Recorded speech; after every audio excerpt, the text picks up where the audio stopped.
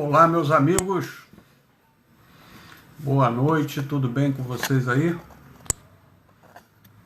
Mais uma edição da nossa live do Vinimar. O Vinimar tá descabelado hoje, rapaz. Deixa eu consertar isso aqui. Mais uma edição da nossa live do Vinimar de hoje, terça-feira, dia 28/7. O ano de 2020, esse ano aí que a gente gosta muito dele, que é um ano... Que ano, senhores, que ano! Vamos aguardar nossos amigos chegando. Aninha já chegou, Valesca também. Valesca conseguiu finalmente chegar no horário, não vai ganhar cópia e ainda tem a oportunidade de ficar na primeira fila assistindo ao lado de Ana Maria Martins, para quem não sabe, é minha prima, filha da minha tia Dineia, irmã do meu pai.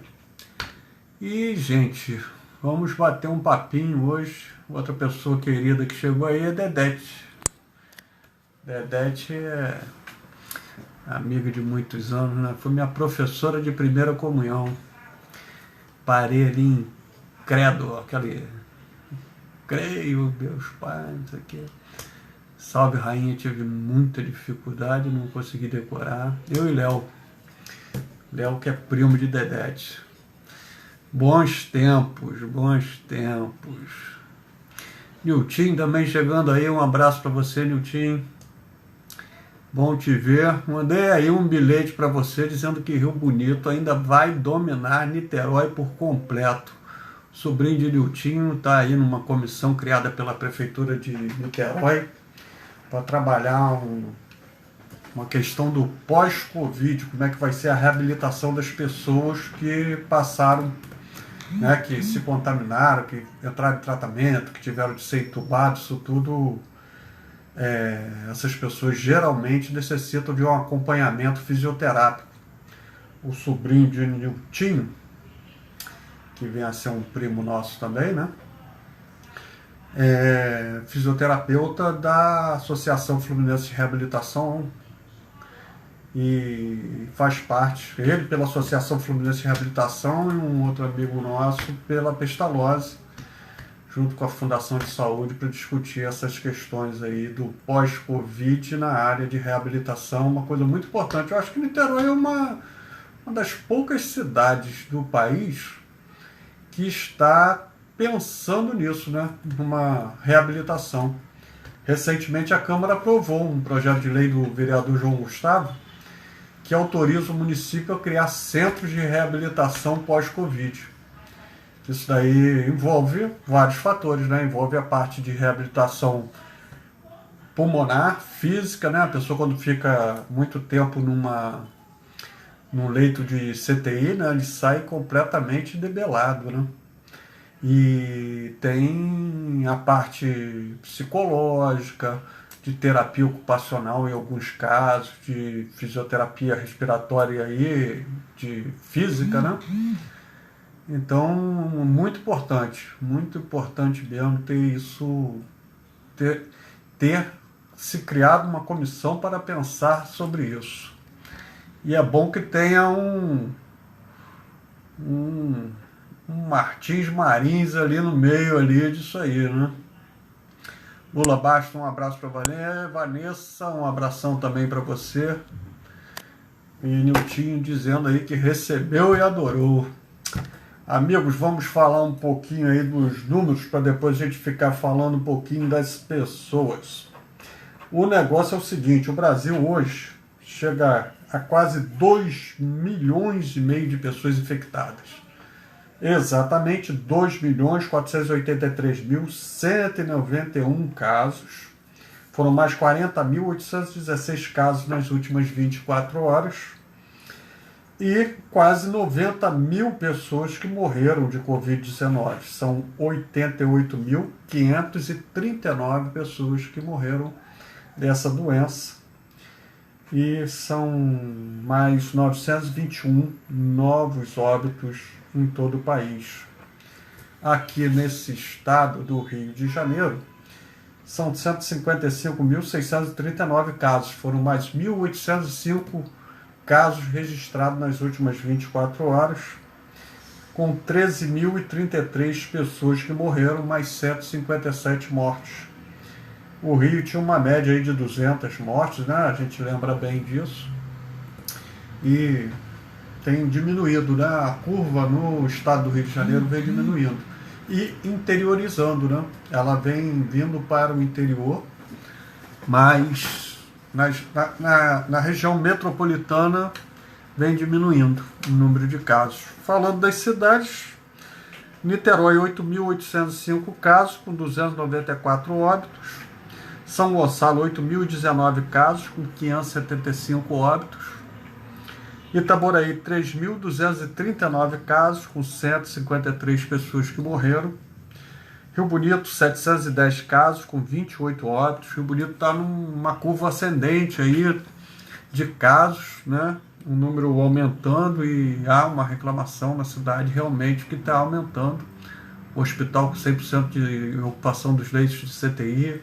Então é um exemplo de como a doença vem avançando para o interior, né? Saquarema são 502 casos, com 43 óbitos.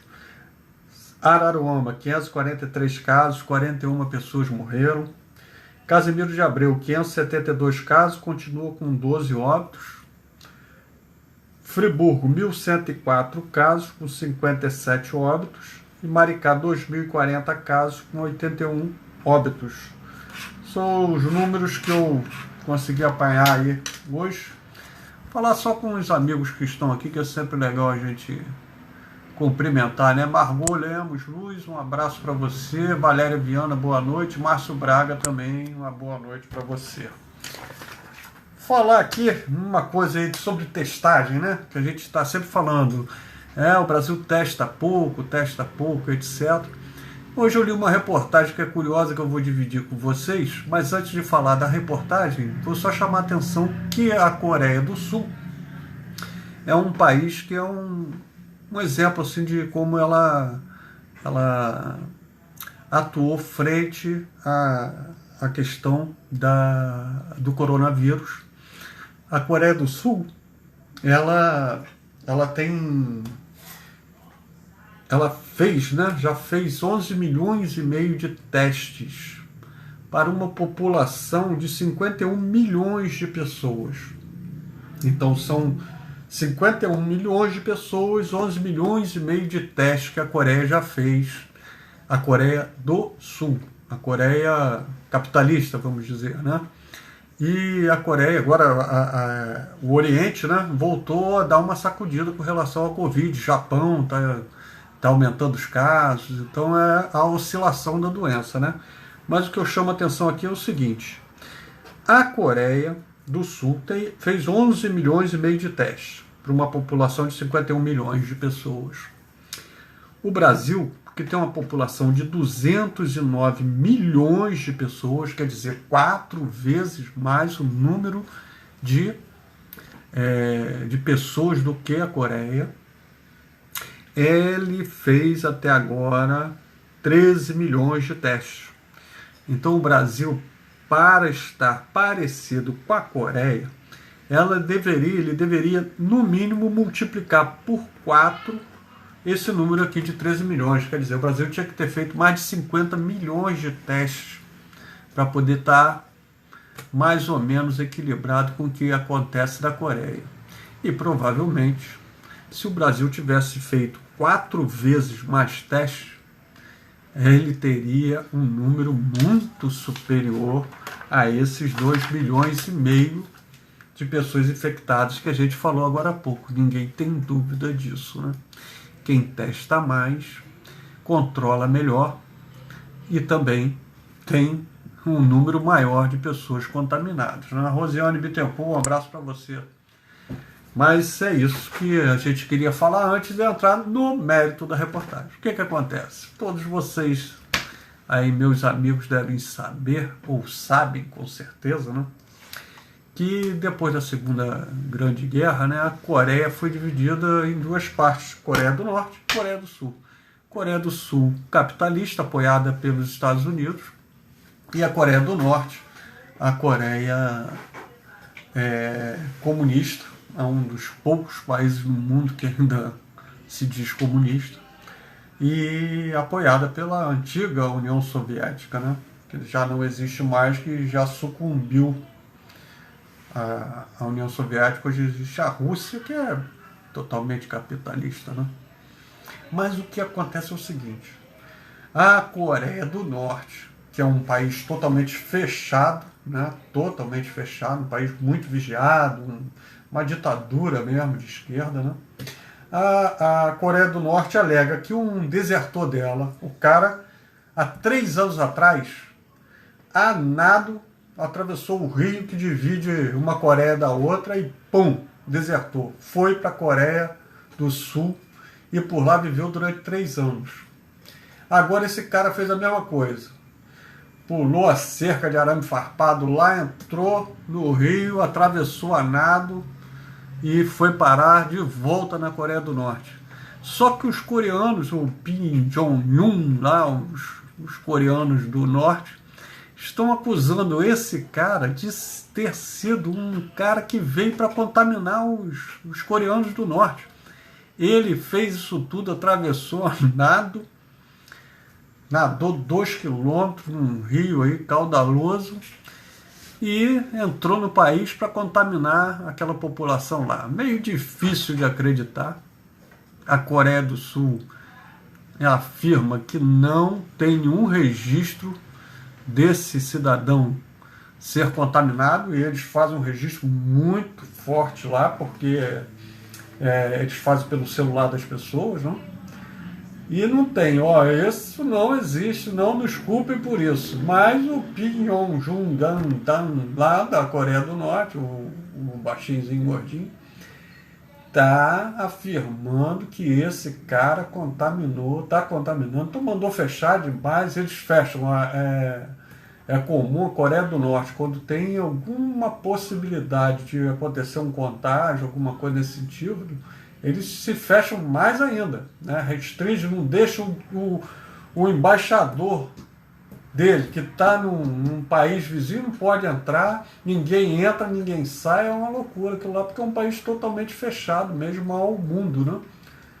A internet não funciona, a televisão é estatal, tudo que as pessoas assistem é a idolatria ao regime e à dinastia, né? Porque ele já é o terceiro da dinastia, né? Foi o avô, o pai, agora ele governando o país, a República Popular, eu gosto de chamar de popular, República Popular Socialista da Coreia do Norte. Então você vê que é uma história que não vai ter final nenhum, porque isso vai virar uma confusão danada. O ditador adora isso, cria uma história para contar para o povo e vai contando aquela história ali, dane-se, quem acreditar acredita, quem não acreditar é o maluco, e assim vai. Buraco mais uma vez chegando atrasado, hein, Buraco? Você vai, rapaz, vai tomar mais cópia ainda. Vanderlei, um abraço para você. Dan sempre aí presente, nos prestigiando. E é isso, esse fato aí que eu quis contar para vocês, porque eu achei muito curioso a questão lá da Coreia do Norte. O coreano do Norte que atravessou, viveu 3 anos na Coreia do Sul e agora voltou, segundo acusa a Coreia do Norte, né? Esse desertor retornou ao país infectado. E o ditador coreano vai contar para o povo lá que esse cara veio contaminado a mando dos inimigos, né? Vamos chamá-los assim. Denise Rangel, um abraço também para você aí. Falar, amigos, vamos dar sequência aqui. Uma coisa muito interessante foi ontem a entrevista que o Emicida deu ao Roda Viva. Eu acho que hoje um dos caras que conseguem analisar esse país, entender, né, o país, esse cara se chama o Emicida. Goste você ou não, todo mundo tem o direito de não gostar de alguém, não apreciar a arte do outro. Isso é um direito de quem vive em liberdade, mas o Emicida é um cara que pensa, pensamento claro, um pensamento muito real de quem vive o dia a dia do povo mesmo, né?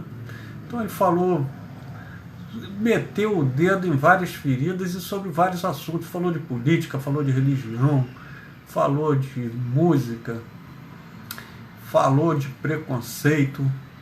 Então foi um cara que foi uma entrevista muito bacana. E quem não viu e quer ver, procura aí na internet a entrevista do Emicida ontem, que foi uma entrevista realmente para ficar, pode ter certeza que é uma entrevista que vai ficar guardada na história aí. Vocês vão ver que daqui a alguns anos isso vai ficar rodando, aquela entrevista do Emicida, porque ela foi uma entrevista realmente muito boa, muito boa. Minha mãe está aí assistindo, a Aninha está concordando comigo que foi boa a entrevista, e foi mesmo. E semana que vem quem vai estar lá no palco do Roda Viva é o Rodrigo Maia, presidente da Câmara dos Deputados. Saiu hoje aí o convite aceito e a divulgação de que o Rodrigo Maia é o próximo entrevistado. Roda Viva que vem se renovando, né? É um programa tradicionalíssimo da política brasileira, né? Ele sofre aí uns altos e baixos, mas já teve momentos históricos, né? Já teve momentos históricos, entrevista com o Brizola, com o Paulo Maluf. Era sempre um momento à parte. E agora com a Vera Magalhães dando um novo salto de qualidade ao Roda Viva. Então vale a pena aí, quem não assistiu, vai assistir o Emicida, que o Emicida é o pensador do momento, é o cara que pensa o Brasil com uma clareza que poucas pessoas têm. E com um cabedal de conhecimento, né? O cara é de periferia, viveu, sabe o que é, botou a mão na ferida. Outra coisa importante aí da gente saber é que saiu uma pesquisa agora que São Paulo, que é o epicentro do coronavírus aqui no Brasil, 40% das pessoas infectadas em São Paulo são assintomáticos. Então é a questão dessa doença, que é uma doença silenciosa, né? Quase metade de quem tem ela não tem sintoma nenhum. Só que ela pega uma pessoa, como pegou esse rapaz aí que está sendo homenageado por todo mundo que o conheceu, que é o Rodrigo Rodrigues, do Sport TV, da TV Globo, que é um cara que eu não conheci, mas que gostaria de ter conhecido. Tamanha as palavras de amizade de quem foi amigo dele mesmo e tem por ele. Um cara que pareceu ser um cara espetacular. Rosana Fanzeres, caminha, um abraço para você também. Mas então é o problema, né? Por isso que é importante usar a máscara, evitar a aglomeração de pessoas, respeitar o isolamento dentro do possível, usar álcool gel, não se contaminar e não deixar contaminar, porque a doença ela se comporta de uma forma diferente para cada pessoa. Então é necessário que a pessoa se cuide para poder não contaminar, porque ela pode não sofrer nada, passou batido, mas ela pode pegar o outro de uma forma fatal para aquela outra pessoa ali, né? Não tem protocolo para essa doença, né? Não existe. O cara que tem 45 anos, dificilmente ele vai sofrer alguma coisa, etc. Não é verdade, porque o Rodrigo Rodrigues, ele tinha 45 anos, ele teve a Covid-19 e a Covid se complicou por um caso que é trombose venosa cerebral. Vejam vocês, a Covid, o coronavírus, infectou ele conseguiu suplantar a doença, né? mas ele pegou a trombose venosa cerebral. Pegou não, foi uma, um, um problema que o coronavírus traz também, né, para algumas pessoas, né? E infelizmente um cara de 45 anos que morreu hoje, aí para tristeza de muitos amigos mesmo.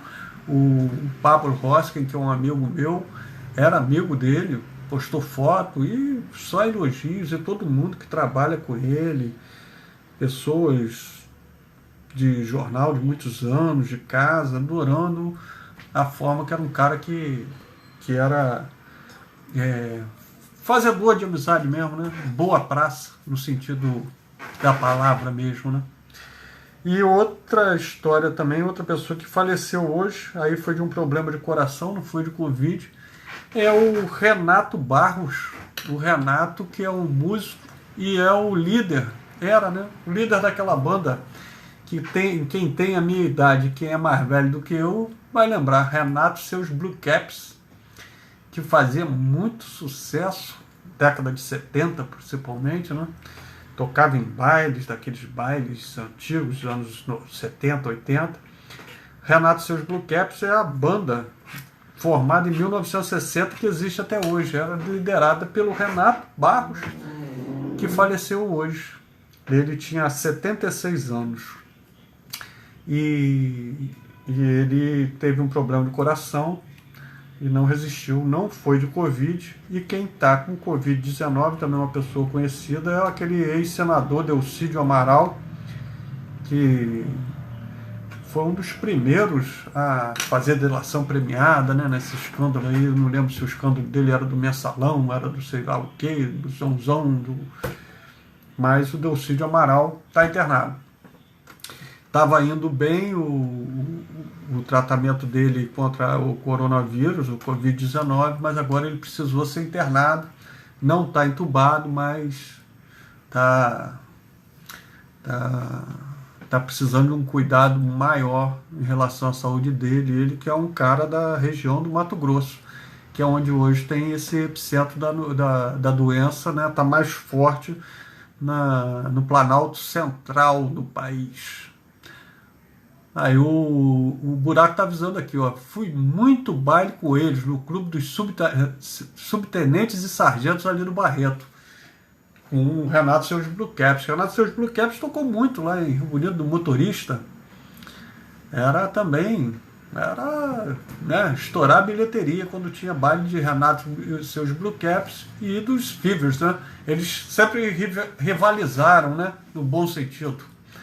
Renato e seus Blue Caps e Fevers. Fevers botava todo mundo para dançar também.